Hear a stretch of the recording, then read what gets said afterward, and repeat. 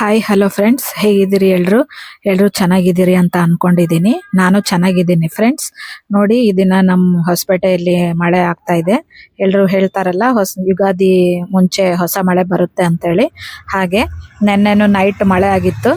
ಇದು ಸಾಯಂಕಾಲದ್ದು ವಿಡಿಯೋ ಮಾಡ್ಕೊಂಡಿದ್ದೆ ನಾನು ಮಳೆ ಬರ್ಬೇಕಾದ್ರೆ. ಮಳೆ ಬರ್ತಾ ಇದೆ ಫ್ರೆಂಡ್ಸ್. ಯಾರೆಲ್ಲ ನನ್ನ ವಿಡಿಯೋ ನೋಡ್ತಾ ಇದ್ದೀರೋ, ನಿಮ್ಮ ಊರಲ್ಲಿ ಮಳೆ ಆಗಿದ್ದೇನೋ ಇಲ್ಲೋ, ಹೊಸ ಮಳೆ ಬಂದಿದೆ ಇಲ್ಲ ಅಂತೇಳಿ ಕಮೆಂಟ್ ಮಾಡಿ. ಮಳೆ ಅಂತೂ ಇಲ್ಲಿ ಚೆನ್ನಾಗೇ ಬರ್ತಾ ಇದೆ.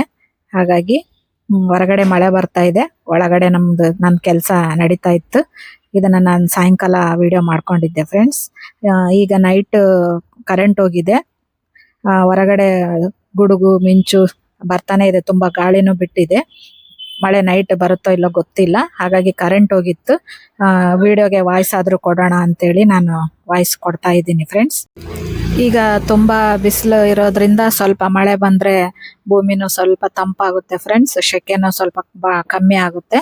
ಇಲ್ಲಿ ನೀವು ನೋಡ್ತಿದ್ದೀರಲ್ಲ, ಇದು ಗುಡಿ ಟೆಂಪಲ್ ಗೋಪುರ ಕಾಣ್ತಾ ಇದೆಯಲ್ಲ ಫ್ರೆಂಡ್ಸ್, ಇದ್ರ ಹಿಂದ್ಗಡೆನೆ ನಮ್ಮ ಮನೆ ಇರೋದು. ಇಲ್ಲಿ ಸೆಂಟ್ರಿಗೆ ಒಂದು ಚಿಕ್ಕದು ಕೆನಾಲ್ ಇದೆ. ಕೆನಾಲ್ ಈ ಕಡೆ ಸೈಡ್ ಇದು ಕಾಂಪೌಂಡ್. ಕೆನಾಲ್ ಆ ಕಡೆ ನಮ್ಮ ಮನೆ, ಕೆನಾಲ್ ಈ ಕಡೆ ನಮ್ದು ಶಾಪ್ ಫ್ರೆಂಡ್ಸ್. ಮನೆಗೆ ಸ್ವಲ್ಪ ಹತ್ರನೇ ನಿಯರೇ. ನಾನು ಶಾಪ್ ಹುಡುಕಿ ನನಗೆ ನಿಯರೆಸ್ಟ್ ಇದ್ರೇನೆ ಚೆನ್ನಾಗಂತೇಳಿ ನಾನು ಶಾಪ್ ಮಾಡಿರೋದು. ಇಲ್ಲಿ ನೋಡಿ, ಇವತ್ತಿನ ವಿಡಿಯೋನ ಸ್ಟಾರ್ಟ್ ಮಾಡೋಣ ಫ್ರೆಂಡ್ಸ್. ಇವತ್ತಿನ ವಿಡಿಯೋ ಬಂದ್ಬಿಟ್ಟು ಬ್ಲೌಸ್ ಪೀಸ್ಗೆ ನೆಟ್ ಹಾಕ್ಬಿಟ್ಟು ಹೇಗೆ ವರ್ಕ್ ಮಾಡೋದು ಅನ್ನೋದ್ರ ಬಗ್ಗೆ ನಾನು ನಿಮಗೆ ತಿಳಿಸ್ಕೊಡ್ತಾ ಇದ್ದೀನಿ. ಇಲ್ಲಿ ನೋಡ್ತಿರ್ಬೋದು, ಬೇಬಿ ಪಿಂಕ್ ಬ್ಲೌಸ್ ನಾನು ಸ್ವಲ್ಪ ಡಾರ್ಕ್ ಪಿಂಕ್ ನೆಟ್ಟೆಡ್ ತಂದು ಡಬಲ್ ಲೇಯರ್ ಹಾಕಿದ್ದೀನಿ. ಸಿಂಗಲ್ ಹಾಕಿದ್ರೆ ಕೆಲವೊಂದ್ಸರಿ ನೀಡಲ್ ಸ್ಟಿಚ್ ಮಾಡಬೇಕಾದ್ರೆ ಅದು ಕಟ್ ಆಗೋ ಚಾನ್ಸಸ್ ಇರುತ್ತೆ. ಹಾಗಾಗಿ ಫಸ್ಟ್ ಕ್ಯಾನ್ವಾಸ್ ಹಾಕಿ, ಕ್ಯಾನ್ವಾಸ್ ಮೇಲ್ಗಡೆ 2 ಲೇಯರ್ ನೆಟ್ ಹಾಕಬೇಕು ಫ್ರೆಂಡ್ಸ್. ನೀಟಾಗಿ ಅದನ್ನ ಸ್ಪ್ರೆಡ್ ಮಾಡಿ, ಎಲ್ಲಿ ಒಂದ್ರ ಮೇಲೊಂದು ಗುಂಜು ಬರದೇ ಇರೋ ತರ ನೋಡ್ಕೊಂಡು ನೀಟಾಗಿ ಹಾಕ್ಬಿಟ್ಟು ಅದ್ರ ಮೇಲೆ ಮೇನ್ ಕ್ಲಾತ್ ಹಾಕಿ ಟೈಟ್ ಆಗಿ ಎಳೆದು ಕ್ಲಿಪ್ ಹಾಕಬೇಕು. ಕ್ಲಿಪ್ ಹಾಕಿ ಆ ಡಿಸೈನ್ ಸೆಲೆಕ್ಟ್ ಮಾಡಿ ಒಂದು ಕಚ್ಚಾ ಸ್ಟಿಚ್ ಹಾಕುತ್ತೆ ಫ್ರೆಂಡ್ಸ್. ಅದು ನಾವು ಎಲ್ಲಿ ನೆಟ್ ಹಾಕಿರ್ತೀವೋ ಅಲ್ಲಿ ಕಟ್ ಮಾಡ್ಲಿಕ್ಕೆ ಅದು ಕಚ್ಚಾ ಸ್ಟಿಚ್ ಹಾಕಿರುತ್ತೆ. ಅದು ಹೇಗೆ ವಿ ಶೇಪ್, ಇಲ್ಲಿ ನೋಡ್ತಿರ್ಬೋದು ನೀವು, ವಿ ಶೇಪ್ ಹಾಕಿದೆ ಅಲ್ಲ, ಅಲ್ಲಿ ಅದನ್ನೇ ನಾವು ನೀಟಾಗಿ ಮೇಲ್ಗಡೆ ಮೇನ್ ಕ್ಲಾತ್ ಇರುತ್ತಲ್ಲ ಅದನ್ನ ನೀಟಾಗಿ ಕಟ್ ಮಾಡ್ಕೋಬೇಕು. ತುಂಬಾ ಹುಷಾರಿಂದ ಕಟ್ ಮಾಡ್ಬೇಕು ಫ್ರೆಂಡ್ಸ್. ಏನಕ್ಕಪ್ಪ ಅಂದ್ರೆ ಮತ್ತೆ ಕೆಳಗಡೆ ನೆಟ್ಟನ್ನು ತುಂಬಾ ಸ್ಮೂತ್ ಆಗಿ ಇರುತ್ತೆ. ಮೇಲಿನ ಕ್ಲಾತ್ ಜೊತೆಗೆ ನಾವು ನೆಟ್ಟು ಕಟ್ ಮಾಡ್ಬಿಟ್ರೆ ಮತ್ತೆ ಬೇರೆ ಅದು ನೆಟ್ ಎಲ್ಲ ತೆಗೆದು ಬೇರೆ ನೆಟ್ ಹಾಕ್ಬೇಕು. ಹಾಗಾಗಿ ತುಂಬಾ ಹುಷಾರಾಗಿ ಮೇಲ್ಗಡೆ ಬಾರ್ಡರ್ ಇದೆಯಲ್ಲ ಅದನ್ನ ಒಂದೊಂದ್ ಎಳೆನೆ ದಾರ ಕಟ್ ಮಾಡ್ಕೋ ಅಂತ. ಒಂದ್ ಸ್ವಲ್ಪ ಕಟ್ ಆಯ್ತಪ್ಪ ಅಂದ್ರೆ ಅಲ್ಲಿ ಕೆಳಗಡೆ ನಾವು ಸ್ವಲ್ಪ ಮೇಲ್ಗಡೆ ಎತ್ತಿ ಅದನ್ನ ನೀಟಾಗಿ ಕಟ್ ಮಾಡ್ಕೋಬಹುದು. ಇಲ್ಲಿ ನೋಡ್ತಿದ್ದೀರಿ, ಇದನ್ನೆಲ್ಲ ಕಟ್ ಮಾಡಿ ನೀಟಾಗಿ ಕಟ್ ಮಾಡ್ಕೋಬೇಕು. ಅದ ಸ್ಟಿಚ್ ಹಾಕಿದೆ ಅಲ್ಲ ಫ್ರೆಂಡ್ಸ್, ಅಲ್ಲಿ ಹತ್ರಕ್ಕೆ ತುಂಬಾ ಅದ್ರ ಹತ್ರಕ್ಕೆ ಏನು ಕಟ್ ಮಾಡಕ್ ಹೋಗ್ಬೇಡಿ. ಮತ್ತೆ ಅದ್ರ ಹತ್ರಕ್ಕೆ ಕಟ್ ಮಾಡ್ಕೊಂಡ್ಬಿಟ್ರೆ ಈ ಕಡೆ ಸೈಡ್ ಅದು ಒಂದೇ ಸ್ಟಿಚ್ ಹಾಕೊಂಡಿರುತ್ತೆ, ಅದೇನ್ ಸ್ಟ್ರಾಂಗ್ ಇರಲ್ಲ. ಹಾಗಾಗಿ ಮತ್ತೆ ಅದು ಬಾರ್ಡರ್ ಮೇನ್ ಕ್ಲಾತ್ ಬಿಟ್ಕೊಳ್ಳೋ ಚಾನ್ಸಸ್ ಇರುತ್ತೆ. ಹಾಗಾಗಿ ಸ್ವಲ್ಪ ಎಂಡಿಗೆ ಸ್ವಲ್ಪ ಬಟ್ಟೆ ಬಿಟ್ಟು ನೀಟಾಗಿ ಕಟ್ ಮಾಡ್ಕೊಂಡ್ರೆ ಅದು ಅದ್ರ ಮೇಲೆನೆ ಮತ್ತೆ ಕೋಟಿಂಗ್ ಔಟ್ಲೈನ್ ಕೊಡುತ್ತೆ ಫ್ರೆಂಡ್ಸ್. ನನಗೆ ಒಬ್ರು ಪರ್ಸನಲ್ ಆಗಿ ಮೆಸೇಜ್ ಹಾಕಿದ್ರು ಫ್ರೆಂಡ್ಸ್, ನಾವು ಮಷಿನ್ ತಗೋಬೇಕು ಅನ್ಕೊಂಡಿದೀವಿ ಅಕ್ಕ, ನಾವು ತಗೋಬಹುದಾ, ಯಾವ ಮಷಿನ್ ತಗೋಬೇಕು ಅಂತೇಳಿ.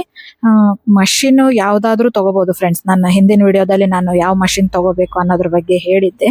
ಮಷಿನ್ ಯಾವ್ದಾದ್ರು ತಗೋಬಹುದು, ನೀಟಾಗಿ ಫಿನಿಶಿಂಗ್ ಇರುತ್ತೆ. ಡಿಪೆಂಡ್ ಆಫ್ ಡಿಸೈನ್ ಅಂತ ಹೇಳಿದ್ದೆ ನಾನು. ಈಗ ಯಾರೆಲ್ಲ ತಗೋಬಹುದು ಅಂದ್ರೆ, ಈಗ ಎಲ್ರು ತಗೊಂಡು ಇದನ್ನ ಮಾಡ್ಲಿಕ್ಕೆ ಆಗಲ್ಲ ಫ್ರೆಂಡ್ಸ್. ಏನಕ್ಕಪ್ಪ ಅಂದ್ರೆ ಅಲ್ಪ ಸ್ವಲ್ಪ ಇದಕ್ಕೆ ಟೈಲರಿಂಗು ಗೊತ್ತಿರ್ಬೇಕಾಗುತ್ತೆ. ಹಾಗಾಗಿ ಟೈಲರ್ಸ್ ತಗೋಬಹುದು. ಹಾಗೆ ಮನೆಯಲ್ಲೇ ತುಂಬಾ ವರ್ಷದಿಂದ ನಾವು ಸ್ಟಿಚ್ ಮಾಡ್ತಾ ಇದೀವಿ, ನಮಗೆ ತುಂಬಾ ಕಸ್ಟಮರ್ಸ್ ಇದ್ದಾರೆ, ನಾವು ಇದನ್ನ ತಗೊಂಡ್ಬಿಟ್ಟು ಮೇಂಟೈನ್ ಮಾಡ್ಕೊಂಡು ಹೋಗ್ಬೋದು, ಥ್ರೆಡ್ ವರ್ಕ್ನು ತುಂಬಾ ಜಾಸ್ತಿ ನಮಗೆ ಕೇಳ್ತಾ ಇದ್ದಾರೆ ಅನ್ನೋರು ಮಷಿನ್ ತಗೊಂಡು ರನ್ ಮಾಡ್ಬೋದು. ಹಾಗಾಗಿ ಈಗ ಏನು ನಮಗೆ ಗೊತ್ತಿಲ್ಲ, ಈಗ ಮತ್ತೆ ನಾವು ಸ್ಟಾರ್ಟಿಂಗ್ ಇಂದ ಇದನ್ನ ತಗೊಂಡ್ಬಿಟ್ಟು ನಾವು ಮನೇಲೆ ಸುಮ್ಮನೆ ಇದ್ದೀವಿ, ಇದನ್ನ ತಗೊಂಡು ನಾವು ಅರ್ನ್ ಮಾಡಬೇಕು ಅನ್ನೋರು ಸ್ವಲ್ಪ ಯೋಚನೆ ಮಾಡಬೇಕು ಫ್ರೆಂಡ್ಸ್. ಏನಕ್ಕಪ್ಪ ಅಂದರೆ ಈಗ ನಾನು ತಗೊಂಡಾಗ ನಾನು ಶಾಪ್ ಇಟ್ಟಿರೋ ಏರಿಯಾದಲ್ಲಿ ನಂದು ಸೇರಿದ್ರೆ ಮೂರು ಮಷಿನ್ ಇತ್ತು ಫ್ರೆಂಡ್ಸ್.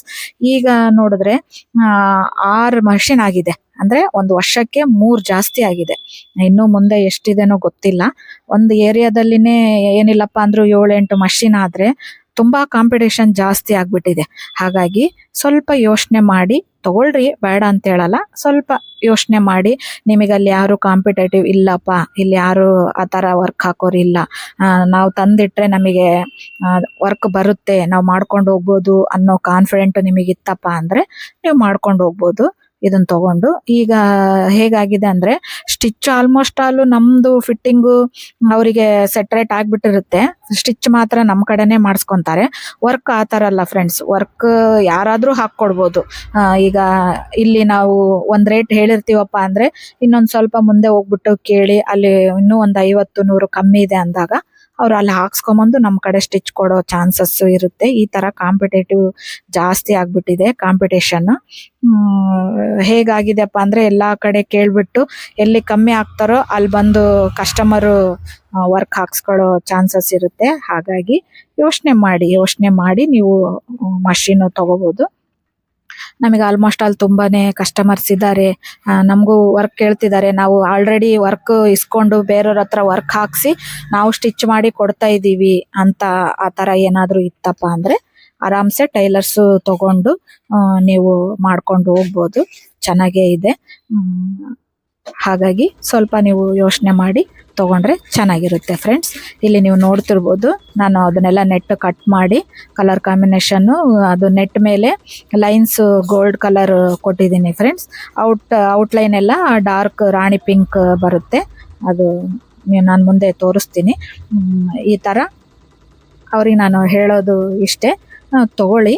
ನನಗೆ ಯಾರು ಇಲ್ಲಿ ನಮ್ಮ ಏರಿಯಾದಲ್ಲಿ ಯಾವುದೇ ಮಷಿನ್ ಇಲ್ಲ, ನಾನು ಮಷಿನ್ ತಂದರೆ ಅದರಲ್ಲಿ ನಾನು ಅರ್ನ್ ಮಾಡ್ಬೋದು. ಹಾಗೇನೆ ಅದ್ರ ಜೊತೆಗೆ ಸ್ವಲ್ಪ ನಿಮಗೆ ಟೈಲರಿಂಗು ಸ್ಟಿಚ್ ಬಗ್ಗೆ ನಾಲೆಡ್ಜ್ ಇತ್ತಪ್ಪ ಅಂದರೆ ಕೆಲವೊಂದು ಸರಿ ಅದೂ ಸೀಸನ್ ಇದ್ದಂತೆ ಫ್ರೆಂಡ್ಸ್. ಚೆನ್ನಾಗಿ ಸೀಸನ್ ಇತ್ತಪ್ಪ ಅಂದರೆ ಚೆನ್ನಾಗೇ ವರ್ಕ್ ಬರ್ತಾನೆ ಇರುತ್ತೆ, ಕೆಲವೊಂದು ಟೈಮು ಬರಲ್ಲ. ಹಾಗಿದ್ದಾಗ ನೀವು ಸ್ಟಿಚ್ ಮಾಡಿ ಬ್ಲೌಸ್ ಸ್ಟಿಚ್ ಮಾಡೋ ಮುಖಾಂತರ ನೀವು ಅರ್ನ್ ಮಾಡ್ಬೋದು. ವರ್ಕ್ ಇತ್ತಪ್ಪ ಅಂದರೆ ಒಂದು ವರ್ಕ್ ಮಾಡಿ ಸ್ಟಿಚ್ ಮಾಡಿ ಕೊಡ್ಬೋದು. ವರ್ಕ್ ಇಲ್ಲ, ಸದ್ಯಕ್ಕೆ ನಮಗೆ ಯಾವುದು ವರ್ಕ್ ಇಲ್ಲ ಅಂದರೆ ಸ್ಟಿಚ್ ಮಾಡಿ ಆದರೂ ನೀವು ಬ್ಲೌಸ್ ಸ್ಟಿಚ್ ಮಾಡಿದ್ರೆ ನೀವು ಅರ್ನ್ ಮಾಡ್ಬೋದು. ಹಾಗಾಗಿ ಸ್ಟಿಚ್ಚು ಪ್ಲಸ್ ವರ್ಕು ಇದ್ದರೆ ಬೆಟರ್ ಅಂತ ನನ್ನ ಅನಿಸಿಕೆ. ನೋಡಿ ನೀವು ಸ್ವಲ್ಪ ಯೋಚನೆ ಮಾಡಿ ಮಷೀನು ತೊಗೋಬೋದು ಫ್ರೆಂಡ್ಸ್. ಇಲ್ಲಿ ನೀವು ನೋಡ್ತಿರ್ಬೋದು, ಅದು ಸೆಂಟ್ರಲ್ಲಿ ಲೈನೆಲ್ಲ ಹಾಕಿ ಔಟ್ಲೈನ್ ಕೊಡ್ತಾ ಇದೆ. ಈ ಥರ ನೆಟ್ಟೆಡ್ ನೀಟಾಗಿ ನಾವು ಫಿನಿಶಿಂಗ್ ಕೊಟ್ಟರೆ ತುಂಬ ಚೆನ್ನಾಗಿ ಕಾಣುತ್ತೆ ಫ್ರೆಂಡ್ಸ್. ತುಂಬ ಗ್ರ್ಯಾಂಡ್ ಲುಕ್ಕೆ ಬರುತ್ತೆ ಅದಕ್ಕೆ ಸ್ಲೀವ್ಸಿಗೆ. ಔಟ್ಲೈನ್ ಎಲ್ಲ ಕೊಟ್ಟು ಇಲ್ಲಿ ರಾಣಿ ಪಿಂಕ್ ಬಳ್ಳಿ ಲೀಫಿಗೆ ಕೊಟ್ಟಿದ್ದೀನಿ. ಫ್ಲವರಿಗೆ ನಾನು ಗೋಲ್ಡ್ ಜರಿ ಹಾಕಿದ್ದೀನಿ ಫ್ರೆಂಡ್ಸ್. ಇದರಲ್ಲಿ 2 ಕಲರ್ ಕಾಂಬಿನೇಷನ್ ಇರೋದ್ರಿಂದ ನಾನು 2 ಕಲರ್ ಕೊಟ್ಟು ಈ ಡಿಸೈನ್ ಕಂಪ್ಲೀಟ್ ಮಾಡಿದ್ದೀನಿ. ಇದು ಫ್ರಂಟ್, ಬ್ಯಾಕ್ ಸೈಡು ಈ ಥರ ಶೇಪ್ ಇದೆ ಫ್ರೆಂಡ್ಸ್. ಇದಂತೂ ತುಂಬ ಟ್ರೆಂಡಿಂಗಲ್ಲಿದೆ, ತುಂಬ ಚೆನ್ನಾಗಿ ಬಂದಿದೆ. ಇದು ಕೆಳಗಡೆ ಲೀಫ್ ಬಂದು ಸೈಡಿಗೂ ಸ್ವಲ್ಪ ರನ್ ಆಗುತ್ತೆ, ಅದು ಕಂಟಿನ್ಯೂ ಆಗುತ್ತೆ. ತುಂಬ ಚೆನ್ನಾಗಿ ಕಾಣ್ತಾ ಇತ್ತು ಇದು ರಿಯಲ್ ಆಗಿ ನೋಡೋದ್ರಿಂದ. ನಾನು ಲಾಸ್ಟಿಗೆ ಅದ್ರದ್ದು ಸೀರೆ ಪ್ಲಸ್ ಇದು ರೆಡಿ ಸ್ಟಿಚ್ಚನ್ನು ನನಗೆ ಹೇಳಿದ್ರು ಅವರು. ಹಾಗಾಗಿ ಸ್ಟಿಚ್ ಮಾಡಿ ನಾನು ಕೊಟ್ಟಿದ್ದೀನಿ. ತುಂಬ ಚೆನ್ನಾಗಿ ಬಂದಿದೆ ಫ್ರೆಂಡ್ಸ್ ಇದು. ಈಗ ಮಷಿನ್ ತಗೊಳ್ಲಿಕ್ಕೆ ತುಂಬಾನೇ ಬೆನಿಫಿಟ್ ಇದೆ. ಹೇಗಪ್ಪ ಅಂದರೆ ಲೋನ್ ಮುಖಾಂತರ ತಗೋಬೋದು. ಹಾಗೆ ಇಲ್ಲ ನಮಗೆ ಲೋನ್ ಅವಶ್ಯಕತೆ ಇಲ್ಲ, ನಾವು ಕ್ಯಾಶ್ ಕೊಟ್ಟು ತೊಗೊತೀವಂದರೆ ಪರವಾಗಿಲ್ಲ ಫ್ರೆಂಡ್ಸ್, ತೊಗೋಬೋದು, ಚೆನ್ನಾಗಿರುತ್ತೆ. ಕ್ಯಾಶ್ ಕೊಟ್ಟು ತೊಗೊಂಡ್ರೆ ನಿಮಗೆ ಏನಿಲ್ಲಪ್ಪ ಅಂದರೂ ಒಂದು 50-60 ಸಾವಿರ ರೂಪಾಯಿ ಸೇವ್ ಆಗುತ್ತೆ. ಹೇಗೆ ಅಂದರೆ ಈಗ ಲೋನ್ ಮೇಲೆ ತೊಗೊಂಡ್ರೆ ಅದಕ್ಕಿಷ್ಟು ಟೈಮ್ ಅಂತ ಇರುತ್ತೆ, ಅದರದ್ದು ಎಲ್ಲ ಇಂಟ್ರೆಸ್ಟ್ ಹಾಕಿರ್ತಾರೆ. ಹಾಗಾಗಿ ಈಗ ಟೋಟಲ್ ಅಮೌಂಟ್ ನಾವು ಕ್ಯಾಶ್ ಕೊಟ್ಟು ತೊಗೊಂಡು ಇದು ಬಿಸ್ನೆಸ್ ಸ್ಟಾರ್ಟ್ ಮಾಡ್ತೀವಿ ಅನ್ನೋರಿಗೆ ಏನೂ ಪ್ರಾಬ್ಲಮ್ ಆಗಲ್ಲ. ಅದೇ ನಾವು ಲೋನ್ ಮುಖಾಂತರ ತೊಗೊಂಡು ಮಂತ್ಲಿ EMI ಕಟ್ತೀವಿ ಅಂದರೆ ಸ್ವಲ್ಪ ಪ್ರಾಬ್ಲಮ್ ಆಗುತ್ತೆ ಫ್ರೆಂಡ್ಸ್. ಏನಕ್ಕಪ್ಪ ಅಂದರೆ ಈಗ ಸ್ಟಾರ್ಟಿಂಗ್ ತೊಗೊಂಡ ತಕ್ಷಣವೇ ನಮಗೆ ಯಾವುದೇ ವರ್ಕ್ ಬರಲ್ಲ. ನಂದು ಸ್ಟಾರ್ಟಿಂಗಲ್ಲಿ ತುಂಬ ಪ್ರಾಬ್ಲಮ್ ಆಗಿತ್ತು. ನೀವು ನಂದು ಫಸ್ಟ್ ವಿಡಿಯೋ ನೋಡಿದ್ರೆ ನಾನು ಗೊತ್ತಾಗುತ್ತೆ. ಸ್ಟಾರ್ಟಿಂಗಲ್ಲಿ ನನಗೂ ಸ್ಟಿಚ್ ಮಾಡ್ತಾ ಇದ್ದೆ ಮನೇಲಿದ್ದಾಗ. ಅಲ್ಪ ಸ್ವಲ್ಪ ಕಸ್ಟಮರ್ಸು ಇದ್ರು.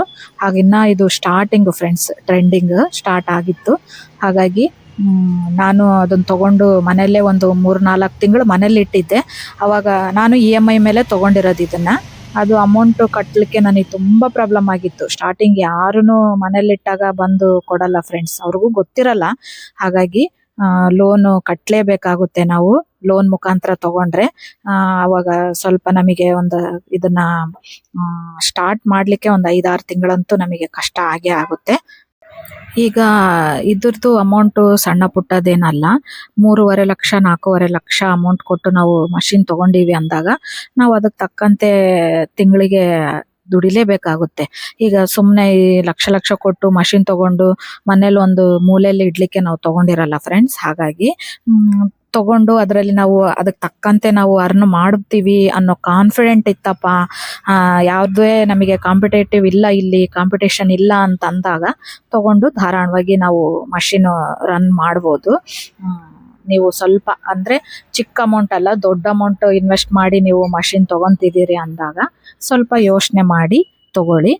ಸ್ವಲ್ಪ ದಿನ ಲೇಟಾಗಿ ತಗೊಂಡ್ರು ಏನು ತೊಂದರೆ ಏನಿಲ್ಲ ಅಲ್ಲ ಫ್ರೆಂಡ್ಸ್. ಹಾಗಾಗಿ ಈಗ ಲೋನ್ ಮುಖಾಂತರ ನಾವು ಇದನ್ನ ತಗೊಂತಿದೀವಪ್ಪ, ತಿಂಗಳ EMI ನಾವು ಕಟ್ಟಲೇಬೇಕು ಅಂತ ಅಂದಾಗ ನಮಗೆ ಪ್ರೆಷರು, ಟೆನ್ಷನ್ನು, ಹಾಗೆ ಆ EMIಗೆ ಕಟ್ಟಷ್ಟರ ಮಟ್ಟಿಗೆ ನಾವು ವರ್ಕ್ ಮಾಡಲೇಬೇಕಾಗುತ್ತೆ ಫ್ರೆಂಡ್ಸ್.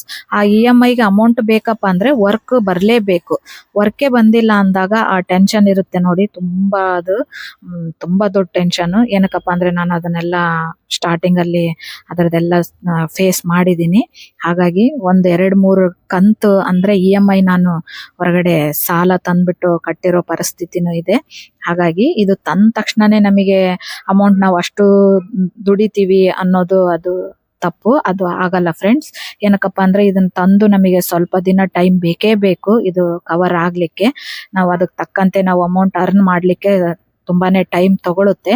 ಹಾಗಾಗಿ ಸ್ವಲ್ಪ ಯೋಚನೆ ಮಾಡಿ ತಗೊಂಡು ನೀವು ಅರ್ನ್ ಮಾಡ್ಬೋದು, ಸ್ಟಾರ್ಟ್ ಮಾಡ್ಬೋದು ಫ್ರೆಂಡ್ಸ್. ಹೀಗಂತೇಳಿ ನೀವು ಮಷಿನ್ ತಗೊಳ್ಲಿಕ್ಕೆ ಹೋಗ್ಬೇಡಿ ಅಂತ ನಾನು ಹೇಳಲ್ಲ. ತಗೊಳೋ ನೀವು ಧೈರ್ಯ ಮಾಡಿದೀರಪ್ಪ ಅಂದಾಗ ಅದು ಡಿಪೆಂಡ್ ಆಫ್ ನಿಮ್ ಧೈರ್ಯ. ಯಾರನ್ನು ಏನು ಕೇಳೋ ಅವಶ್ಯಕತೆ ಇರಲ್ಲ. ನಾವು ಅಷ್ಟು ಮಾಡ್ತೀವಿ ವರ್ಕ್, ಅದರಲ್ಲಿ ನಾವು ಅಷ್ಟು ಅಮೌಂಟ್ ನಾವು ತೆಗಿತೀವಿ ಅನ್ನೋ ಕಾನ್ಫಿಡೆಂಟ್ ಇತ್ತಪ್ಪ ಅಂದ್ರೆ ತಗೊಂಡು ಮಾಡ್ಬೋದು. ಹಾಗೆ ಇಂದಿನ ವಿಡಿಯೋ ನಿಮಗೆ ಇಷ್ಟ ಆದ್ರೆ ಪ್ಲೀಸ್ ಲೈಕ್ ಮಾಡಿ.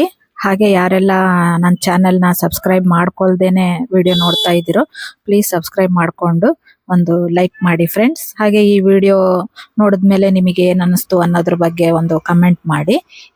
ಹಾಗೆ ಮಷಿನ್ದು ಏನಾದರೂ ನಿಮಗೆ ಡೌಟ್ಸ್ ಇತ್ತಪ್ಪ ಅಂದರೆ ಕಮೆಂಟ್ ಮೂಲಕ ತಿಳಿಸಿದರೆ ನಾನು ಅದ್ರ ಬಗ್ಗೆ ವಿಡಿಯೋ ಮಾಡಲಿಕ್ಕೆ ಪ್ರಯತ್ನ ಪಡ್ತೀನಿ. ನಿಮ್ಮ ಸಪೋರ್ಟೇ ನನಗೆ ತುಂಬ ಮುಖ್ಯ ಫ್ರೆಂಡ್ಸ್. ಹಾಗಾಗಿ ನಾನು ಯೂಟ್ಯೂಬ್ ಸ್ಟಾರ್ಟ್ ಮಾಡಿದಾಗಿಂದ ಯಾರೆಲ್ಲ ಫ್ರೆಂಡ್ಸ್ ನನಗೆ ಸಪೋರ್ಟ್ ಮಾಡ್ತಾ ಇದ್ದೀರೋ ಅವರಿಗೆಲ್ಲ ನನ್ನ ಧನ್ಯವಾದಗಳು ಫ್ರೆಂಡ್ಸ್. ಹಾಗೆ ಸಪೋರ್ಟ್ ಮಾಡ್ತಾ ಇರಿ ಪ್ಲೀಸ್. ಸಬ್ಸ್ಕ್ರೈಬ್ ಮಾಡಿಕೊಂಡು ವಿಡಿಯೋ ನೋಡಿ ಫ್ರೆಂಡ್ಸ್. ಮುಂದಿನ ವಿಡಿಯೋದಲ್ಲಿ ಇನ್ನೊಂದು ಮಾಹಿತಿ ಜೊತೆ ಮತ್ತೆ ಸಿಗ್ತೀನಿ. ಅಲ್ಲಿವರೆಗೂ ಧನ್ಯವಾದಗಳು. Bye friends.